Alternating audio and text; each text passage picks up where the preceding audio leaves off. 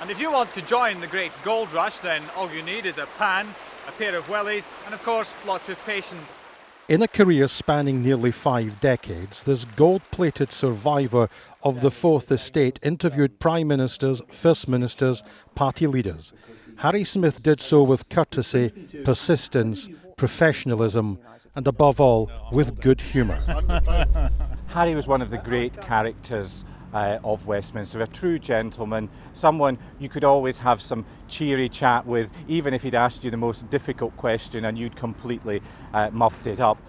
Harry Smith's passing at 69 was marked in the House of Commons today. In Blackford. We can also just acknowledge the sad death of Harry Smith, the ex-political reporter for ITV and Scottish television, someone who will be sadly missed. He worked for BBC Scotland, where he was also a leader of the local branch of the National Union of Journalists. Smith was a man passionate about getting workers a fair deal. He was a general news reporter in his early days, bringing empathy and sound judgment to tragedy.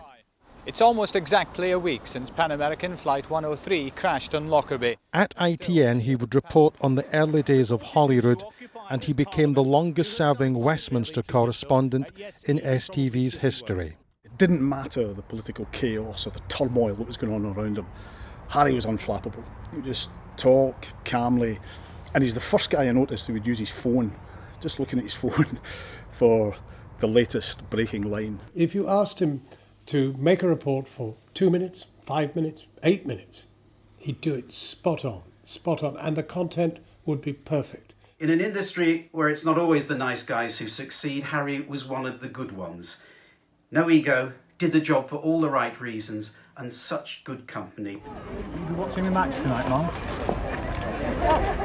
I don't know what time it is. 8 o'clock. Oh, will you be cheering on England? Well, I think one should. Harry Smith was popular with politicians and loved by colleagues. He always argued with humour, never in anger.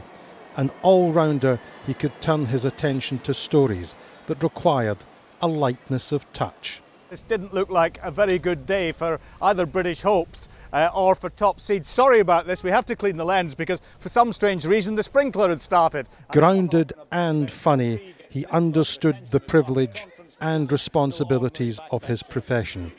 He had a premium strength sense of fun which never masked the work of a serious professional and a genuinely lovely bloke.